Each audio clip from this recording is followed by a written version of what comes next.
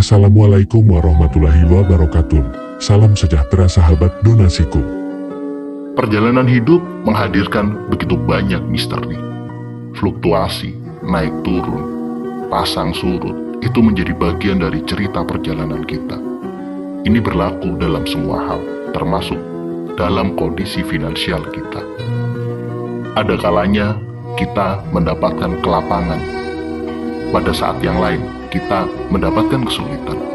Di titik inilah tantangan terberat itu kadang hadir. Rasa khawatir itu kadang menyelimuti kita. Kita pun mulai ragu, akan seperti apa hidup saya besok. Ketika kita sedang tidak baik-baik saja dari sisi finansial, pekerjaan lagi nggak karuan, uang lagi nggak ada, sementara kebutuhan terus meningkat, sementara besok saya harus memikirkan nasib anak-anak saya, keluarga saya. Lantas, apa yang harus kita lakukan? Di titik yang sangat sulit ini, kita kadang mulai ragu, kita khawatir, bahkan kita takut. Besok saya makan apa? Besok keluarga saya bagaimana? Besok pendidikan anak-anak saya bagaimana? Di titik ini, kita merasa sangat-sangat tertekan. Merasa gelisah, merasa khawatir, merasa nggak nyaman. Ketika kita dalam kondisi finansial yang sangat buruk, itu wajar.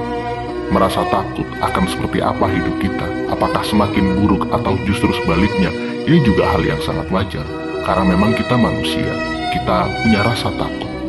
Namun, yang sangat berbahaya adalah ketika kita dihantui oleh rasa takut, ketika kita terjebak pada ketakutan dan kekhawatiran yang sangat berlebihan. Dalam situasi yang sulit, kemudian kita terjebak pada kondisi di mana kita punya kekhawatiran yang sangat berlebihan. Di titik ini, kita nggak bisa berpikir jernih.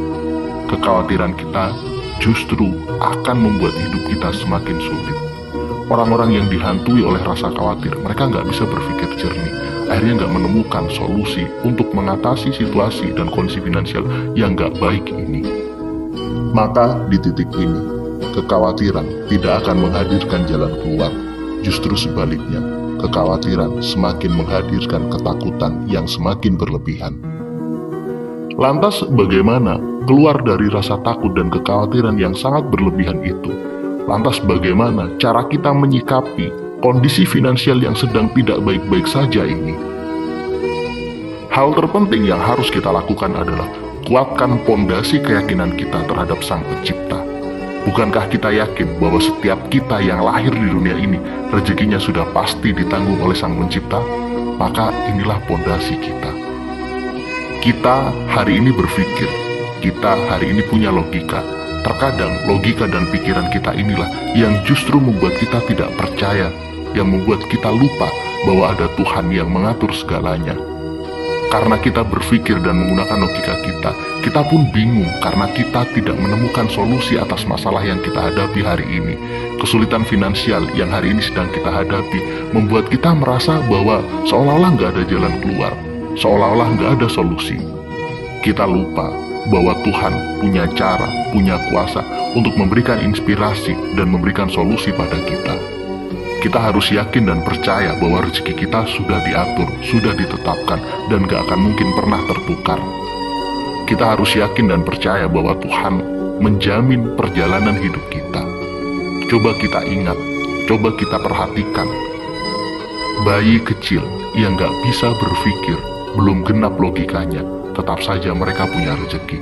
Mereka bisa makan, mereka bisa hidup. Siapa yang menjamin? Tuhan. Rezeki itu dititipkan lewat orang tua, rezeki itu dititipkan lewat saudara, atau siapapun orang-orang yang mencintainya. Bahkan janin yang masih ada di dalam rahim sang ibu, itu pun punya rezeki, ada yang menjamin. Janin itu gak punya logika, janin itu gak bisa berpikir, bahkan gak bisa berbuat apa-apa, tapi toh tetap hidup. Terlebih kita yang hari ini punya pikiran, punya keterampilan, punya kemampuan. Maka yakin bahwa kita pasti punya rezeki. Terlebih jika kita punya tanggung jawab untuk menanggung rezeki orang-orang yang ada di sekitar kita. Ada rezeki dari anak-anak kita, dari orang tua kita, dari istri kita, dari saudara kita, yang mungkin dititipkan pada kita sebagai penanggung jawab pencari nafkah. Maka yakini ini, selalu ada jalan, selalu ada solusi. Ketika kita ragu dan bingung besok kita mau makan apa, itu artinya kita nggak percaya pada Tuhan. Itu artinya kita nggak mengenal Dia. Kita mengatakan bahwa kita beriman kepada Tuhan. Kita mengatakan bahwa kita yakin bahwa Tuhan Maha Pemurah, Maha Pemberi rezeki. Tapi kita masih selalu khawatir. Kita tahu bahwa Dialah yang maha segalanya. Tapi toh kenyataannya kita masih ragu. Kita masih selalu bertanya, besok saya mau makan apa? Pada titik ini, yuk kita sadari. Mungkin kita nggak ngerti bagaimana caranya. Mungkin kita nggak ngerti bagaimana solusinya. Tapi kita harus mengerti bahwa ada Tuhan yang siap mengatur segalanya. Maka keyakinan yang kuat, inilah yang harus kita miliki. Inilah pondasi dasar yang membuat kita bisa lepas dari rasa khawatir terhadap esok.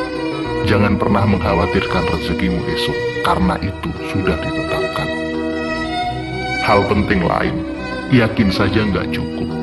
Setelah kita punya keyakinan yang utuh, setelah kita punya keyakinan yang sangat kuat bahwa rezeki kita telah ditanggung, rezeki kita telah ditetapkan oleh Sang Pencipta, berikutnya adalah tugas kita untuk menjemputnya.